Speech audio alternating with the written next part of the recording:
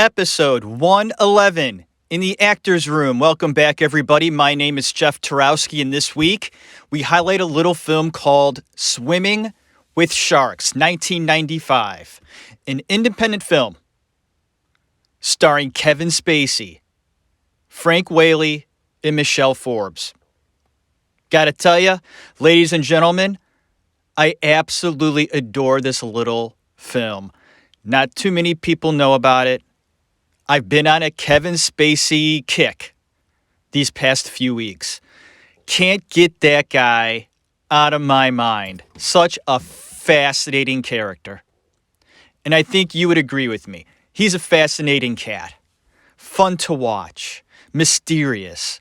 And if you listen to my latest episode in the Actors Room, I talk about his latest Christmas Eve video. Hope you listen to that. I would like your opinions on that, but this show, we're going to talk about a film that just sort of explains just how Hollywood really does work. And it's a film to watch, enjoy, and take notice of just how things go in the world of Hollywood, behind the scenes, getting things done.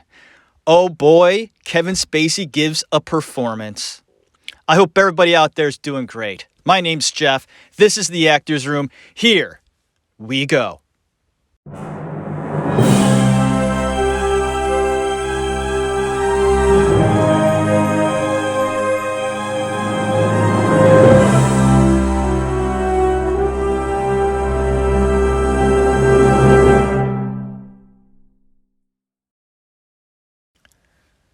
(1995). Director George Huang put on a little film called Swimming with Sharks. And he based it on a real person. Joel Silver, a big-time producer in the business, did films like Die Hard, action-packed, blow-em-up type movies. Well, George Huang, the director of this film, wanted to give his spin or his opinion on how the business really is. And he thought it'd make a good movie. Why not? I think it's brilliant. I adore this movie. I really like movies like this, where you get to see things that happen behind the scenes, how things really go. What do you have to do to make it to the top? How do people act in this situation? What's expected of you? What's around the corner? What do you got to do? What do you have to look out for? Who's the guy you avoid? And then there's asses you gotta kiss. And things you gotta do for them in order to get from here to there. And in Hollywood, there's a lot of ass kissing.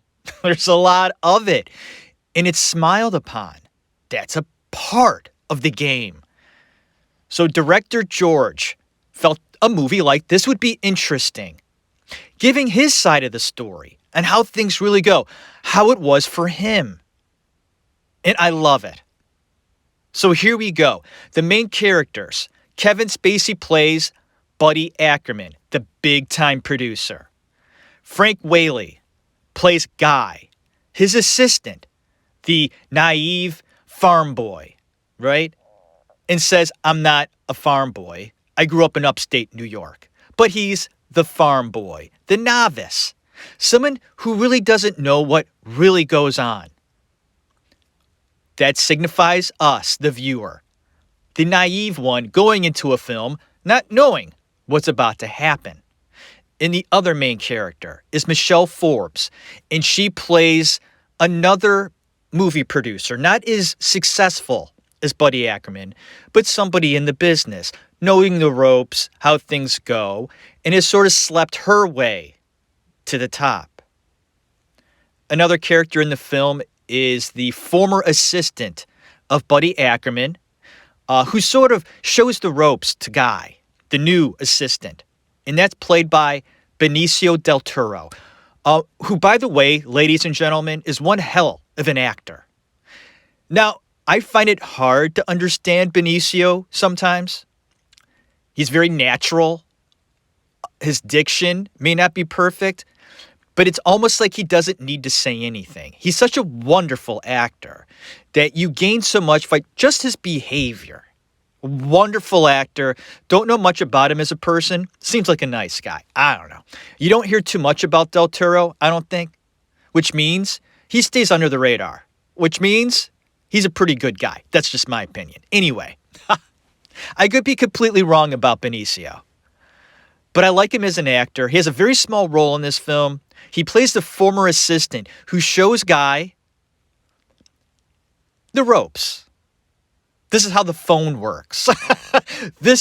He shows him the copy center with all the coffee and everything and points to the copy machine and says, this is going to be your best friend. And I really fear the day it goes down on you. And I know a lot about that. I work for Xerox. Copiers go down all the time, and it sucks. Anyway, moving forward, Benicio's character shows Guy the ropes, tells him, listen, Hollywood is different from any other business. You got to treat it that way.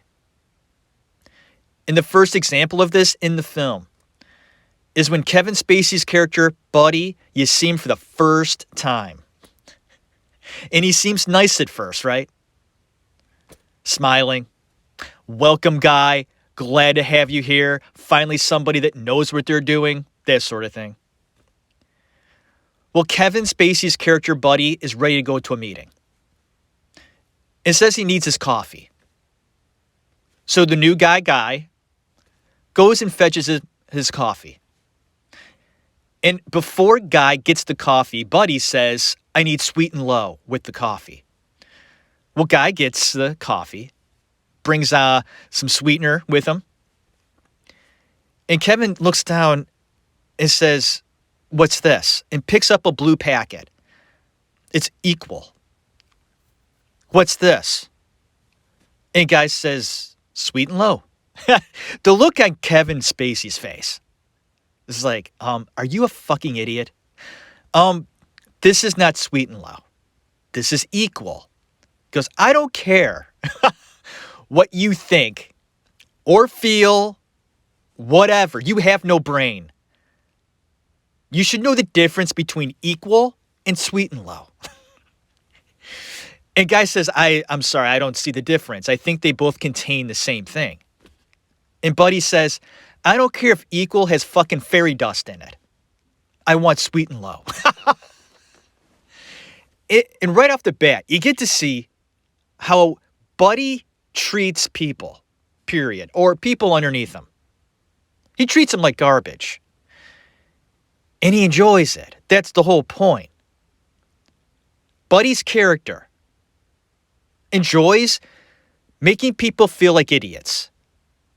Because I tell you something, Buddy Ackerman, that character, had to listen to the guys ahead of him when he was a kid in the business. And now he enjoys doing it to others. It's almost like a bully at school, ladies and gentlemen, isn't it? It's almost a guarantee. The bullies that you've known in your life that picked on you, they got picked on, whether it was from some other student or their brother at home or their parents. Bullies been bullied. They're insecure. And Buddy is insecure. He rants, he raves, and he gets a kick out of it. It's almost like a sadist. They enjoy the misery of others. In Hollywood, and I hate to say it, but that business is based around that sort of mindset. And it's really cruel. And it's sad. And other businesses do it too. It's almost smiled upon. They treat others less than you because you hold a status. And now you have to portray that status in a way that it makes sense to others in the office. Buddy Ackerman is someone to take notice of and to fear. And Kevin Spacey based that upon his life and his career. I'm a figure within Hollywood, within the project I'm doing. And they're going to fear me because I'm the man. And I had to work my fucking ass off to get to this place. So give me the respect I deserve. That's Hollywood. Sad but true. And a reason why I enjoy this film is because you get the curtain, we push it back. We take a look inside. And in Swimming with Sharks, it allows us to do that. You got to see this movie. Before I move on, though, the very first scene, besides Buddy losing it because he didn't get Sweet and Low, the very first scene is Guy, the assistant, shows up bright-eyed and bushy-tailed. His first day of work, right? All pumped up. This is a big job. I guess being the assistant to Buddy Ackerman, that's a big deal. You do a good job, you're going to go places. You're going to work for Paramount, right? You're going to work for TriStar. You're going to be somebody. Do a good job. Your future looks bright. So Buddy is he's all revved up. His eyes are bright.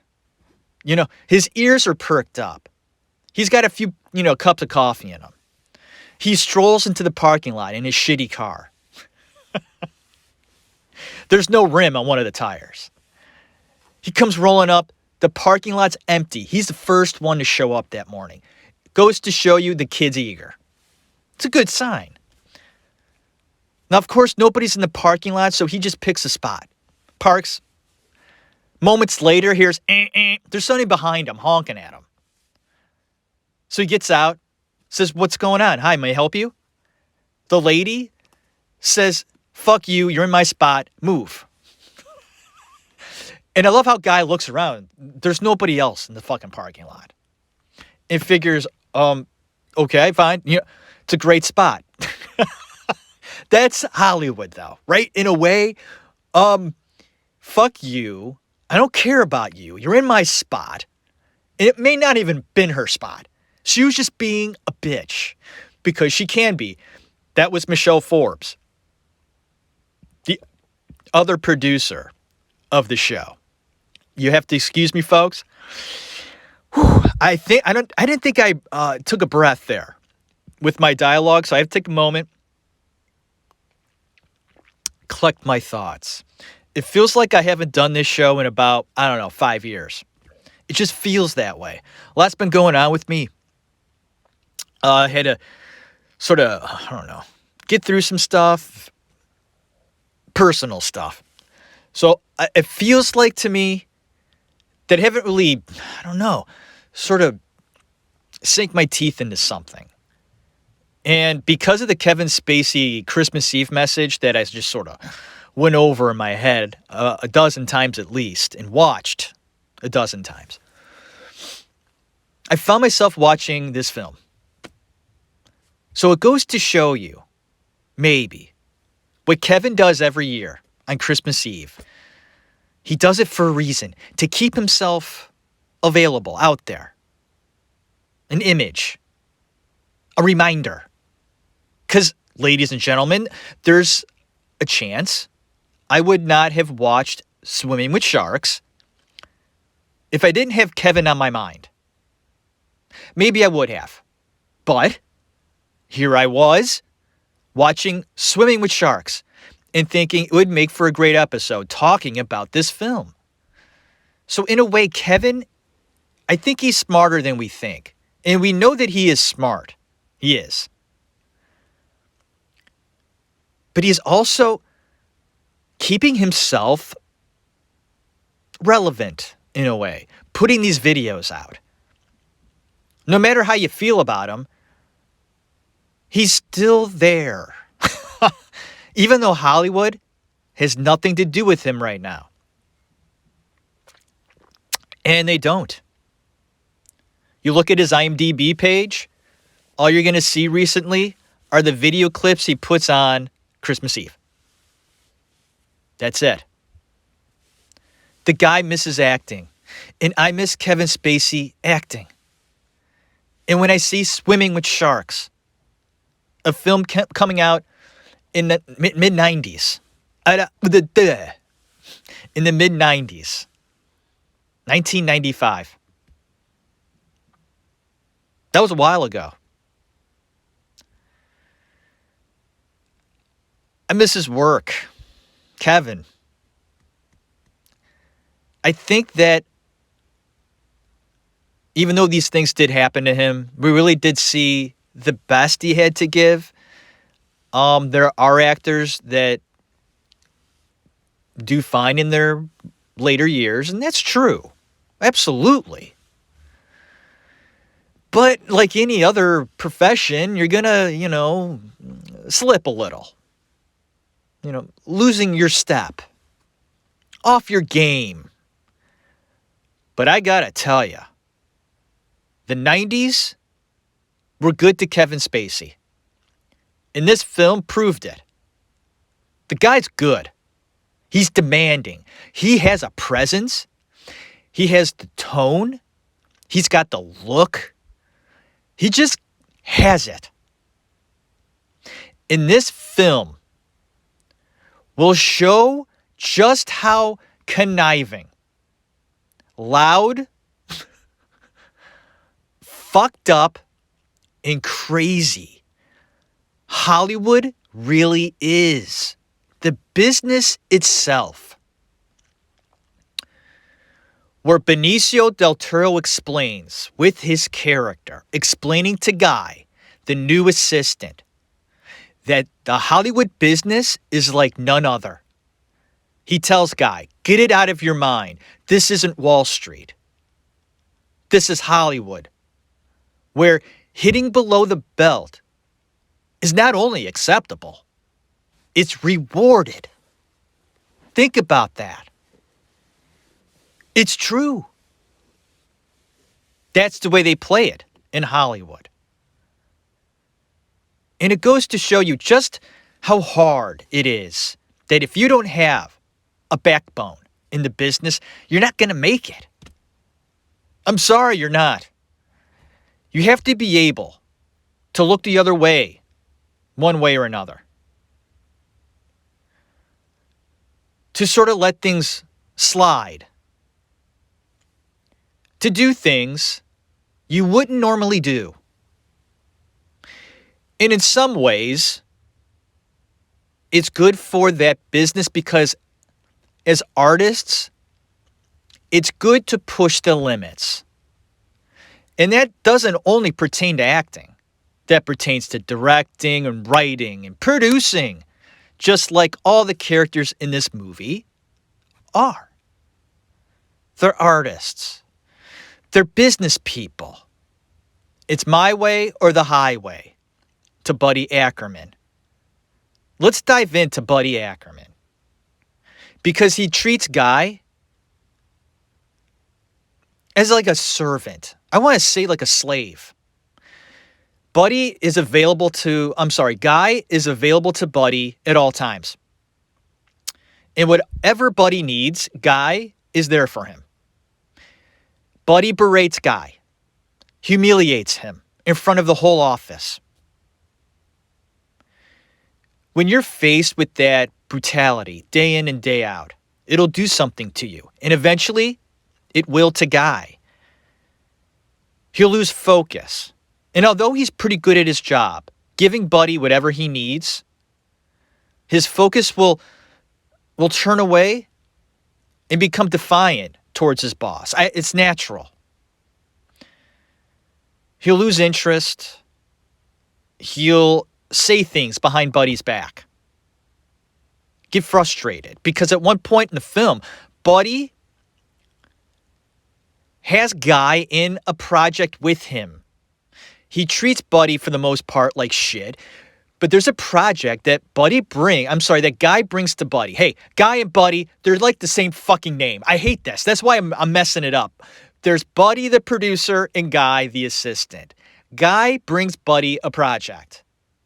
And Buddy likes it, needs it for his career, thinks it's a good idea. And Buddy and Guy work together on this project. And Buddy is treating Guy like an equal. But he's doing it for a reason. Only to get what he wants. He's stepping on Guy to get what he wants. And he does exactly that. He promises Guy that they're in it together. This is a great project. You and I, Guy. You and I. And when it finally sells, the screenplay, Buddy doesn't give Guy any recognition. None. And that's horrible. He used the guy. Buddy's a piece of shit, but that's the business. Even getting a project done in itself is so hard. It's rolling. You're making contacts. People are happy. Hey, we got a winner here, guys. The sky's the limit. We're going to make it happen. And 9 times out of 10, it never does. There's budgets. There's people that don't get along. Different opinions. Whatever the case is. You've got many obstacles around you. And when something does happen, in this case with Buddy and Guy, and Buddy has a project, and it does reach the top. Guy was a part of it. And Buddy dissing him, pretty much saying, I thought I wasn't going to include you in this. Wait for the next one. He doesn't even acknowledge Guy. Guy's now pissed. Not only that, Guy found the love interest, Michelle Forbes, another producer in Hollywood, and they have a thing going on. There's history with this other producer, Michelle. She has slept her way to the top. They explain that in the film. How much does that happen? Folks, I don't really know. I know it does happen. I think it's less and less throughout time. But in the 90s, it definitely was happening. Guy and Michelle are intimate. They're getting close. And Buddy sees this and uses it to his advantage. Sort of playing around with Guy, showing that, hey, there's interest between me and the other producer, and there's a history. And there was. There's conflict, there's suspicious behavior, and there's frustration within the confines of the plot surrounding Guy, Buddy, and Michelle.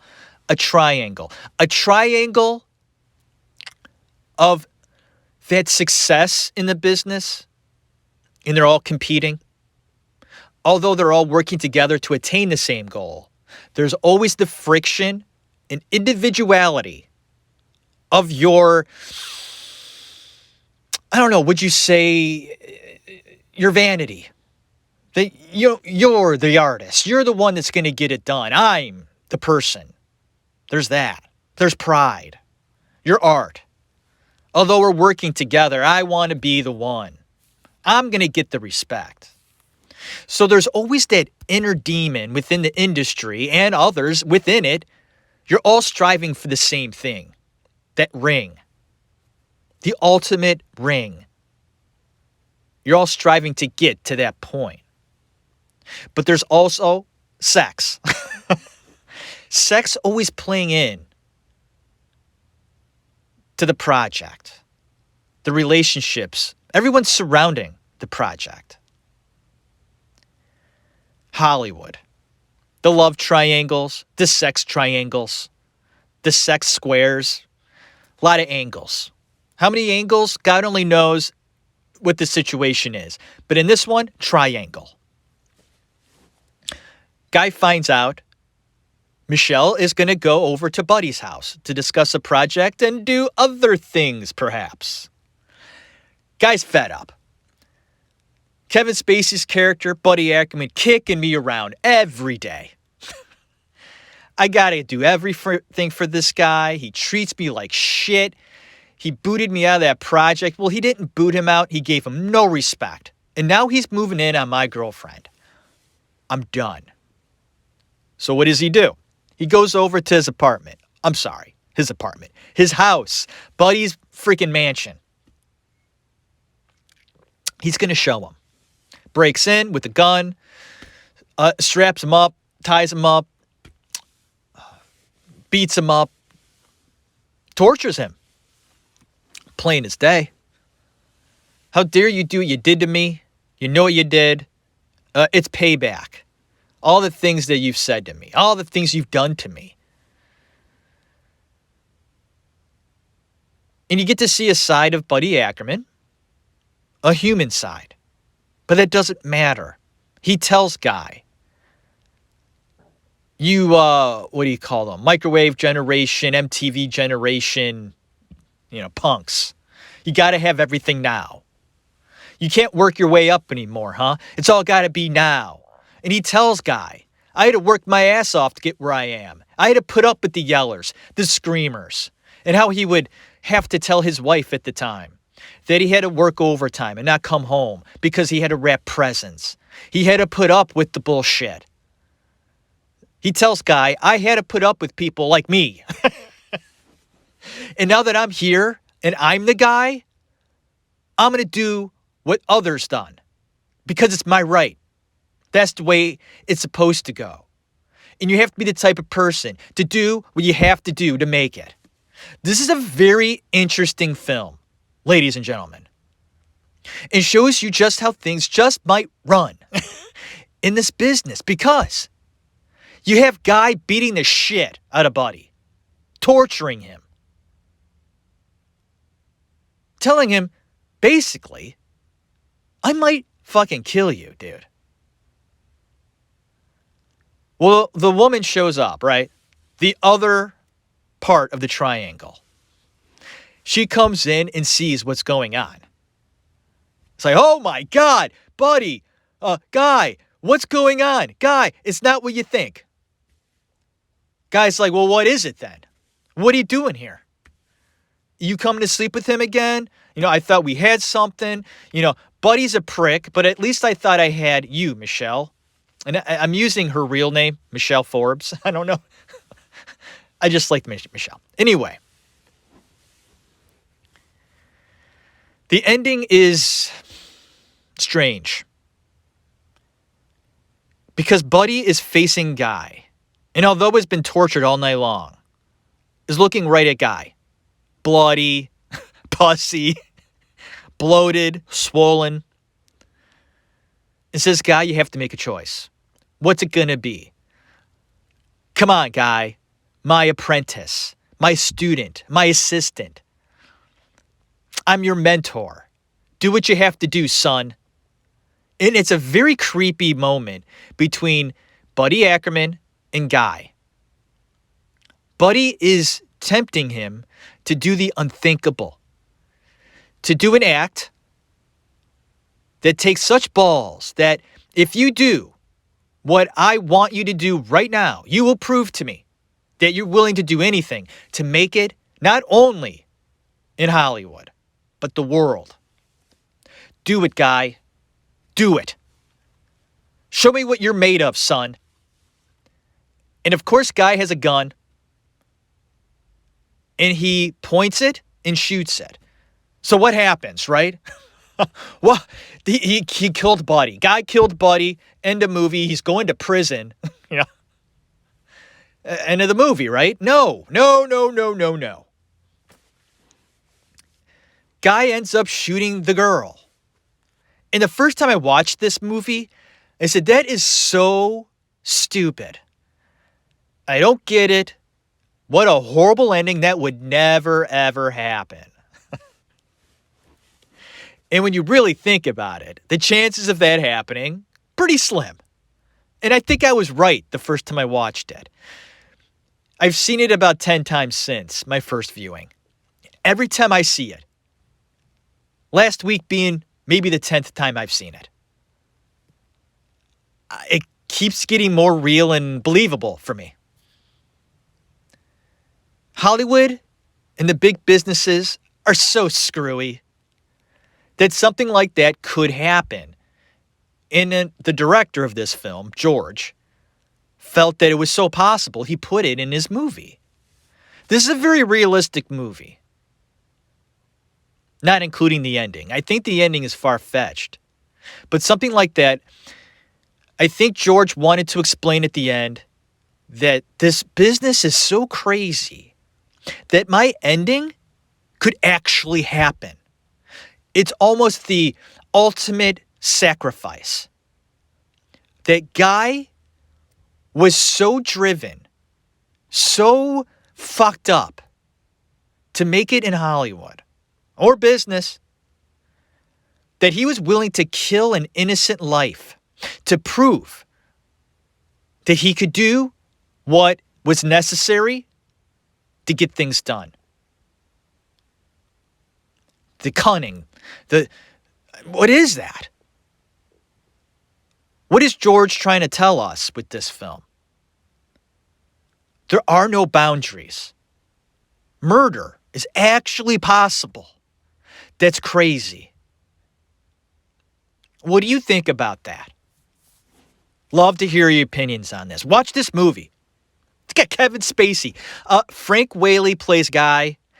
I don't know what to think about Frank. He was in Pulp Fiction. He was in Hoffa. He was in Little Monsters. Remember Little Monsters with Fred Savage? He was in that. He's been in a lot of big movies. I'm trying to think what he was in Career Opportunities with, what was it, Jennifer,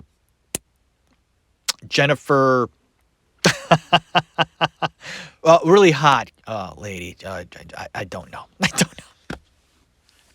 He was in Career Opportunities with her. I don't know what to think about Frank. I reached out to him to get his opinion on this film. He never got back to me, as far as I know. Well, it would have been nice to talk to him about his experience on set with Kevin, just doing the film, period. I think it would have been fascinating to talk to him.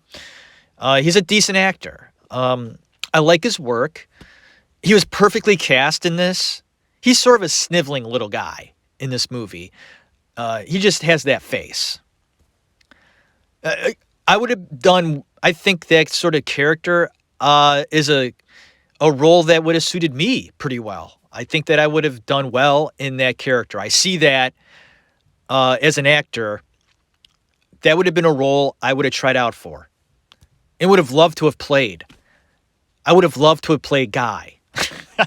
That would have been not only fun, but being on that end, like that would have been me. I would have gotten all that shit.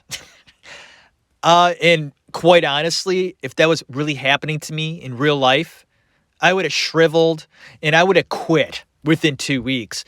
I can't do that. I can't put up with that shit. It would gnaw at my insides. I would go insane. It would break me down to the point where I'd be crying every day. Every day.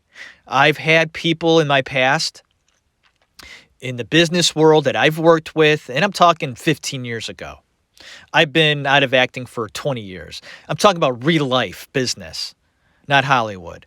And I've worked with certain people that have broken me just because they treated me like shit. And it really affected me. Where others, it doesn't. They brush it off. I take it personal. And you shouldn't really. Pricks are pricks. What are you going to do? They treat everybody like shit. But it takes a certain type of person. This is my point. It takes a certain type of person within Hollywood to make it. Acting might be different, but I'm talking about directing, producing. Those guys, they're a different breed. I respect them in a way, too, because I can't do that. Got to have that temperament. The ability to really tell people below you what you really think and be honest. No matter what. There's a certain truth in that, and I don't like hurting people, hurting their feelings.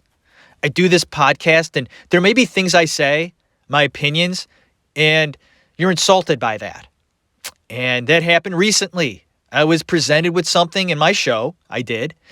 And it was brought to my attention that I insulted somebody with my opinion. And hey, I mean, I guess it happens. And those out there that feel that way and have gotten back to me about it, you don't have to be insulting about it. I was insulted. They insulted me. And, I guess it happens. But like I said before, that stuff affects me. It does. Other people are like, fuck you, whatever. I don't give a shit what you think about me. I do. I care what people think about me. I'm not going to lie. I care. And consider just fucking stopping the show. Because if I feel I'm insulting people, I don't mean to do that. That's not my intention. And I express in my show, these are my opinions. And if I come off brash, that is my passion. That is just me being passionate. What's wrong with that? I guess some people love to hear shows that are monotone, mechanical. That's boring. You're not going to get that on this show. You're going to get emotion. You're going to get feeling. You're going to get opinions. You may not agree with them, and that's fine. But let's leave the insults within you. You have a problem with me. All right? Swear at the wall. Okay, call me an asshole within the confines of your bedroom. Fine. All right. Sorry. I got to get that stuff out, folks. Like I said, this is my show. This is the Actors Room. We talk about movies. We talk about actors. Sometimes we talk about documentaries. There have been a few documentaries brought to my attention to take a look at, and I might. I love doing them. People say, hey, you're an actor. You have no right commenting on docs. Or saying that just because you study behavior and all that stuff, human feeling, that I'm not qualified to give opinions on certain subjects. And that might be true. But I feel somebody that studies behavior might have a little bit more insight on someone that doesn't. I don't know. I'm not saying I'm a professional, like I'm a psychiatrist. I'm not that stupid. But do you trust every professional? There are people that go to court and give testimony, expert witnesses that don't have doctorates. They're just experts on a subject. You don't have to be a professional to give your opinion on a subject. You have to have insight into it and understand it. And I feel that if you have those two things, insight and understanding, that I'm going to respect your opinion. Especially also if you're passionate about it. It means something to you. That goes a long way with me too. Thank you for listening to The Actors Room. We talk about all sorts of shit. Hopefully my show keeps you interested in subjects you don't think about on a regular basis. It's just life, right? You go through life every day. You're with your family. You do your job. You come home. You do some laundry. You deal with the kids. You deal with the wife, the husband. Or if you're older, you're dealing with your kids. They're all grown up now, and you support them. You're there for them. I hope that you sit down every night, right? And you put in a movie or a show that takes you away. And I'm sure most of you do. Make sure that you experience it with others, though. Include your family. Your daughter, your son, your husband, your wife, your niece, your nephew. Whatever the case is, your mom or dad. You talk about film. You talk about art. It's so wonderful.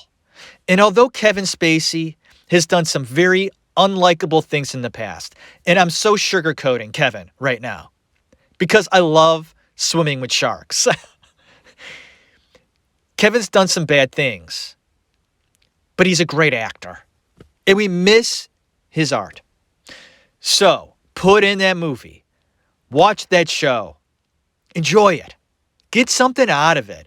I hope you're watching something that makes you think. Even though we love to be entertained. Don't we love to watch stuff that really makes you think?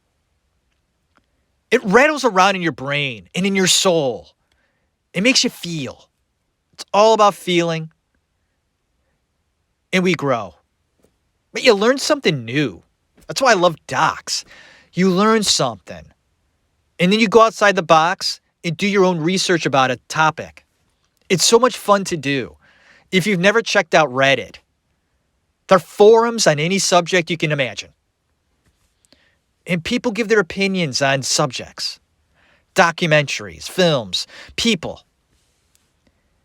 It's a rabbit hole of just wonderfulness. I love it, and I hope you do too. Keep listening to The Actors Room. Support the show. Go on to the website, www.theactorsroom.libsyn.com. Go on Instagram, Twitter. I'm hardly ever on Twitter. I fucking hate Twitter. I deleted it off my phone this summer because all the bullshit that's going on. And congratulations to Mr. Joe Biden, our new president. I am there. Okay? Although I didn't vote for Mr. Biden, he is now my president. And I hope he does a good job. Okay?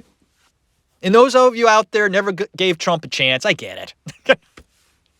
I do. But hey, a new era has come.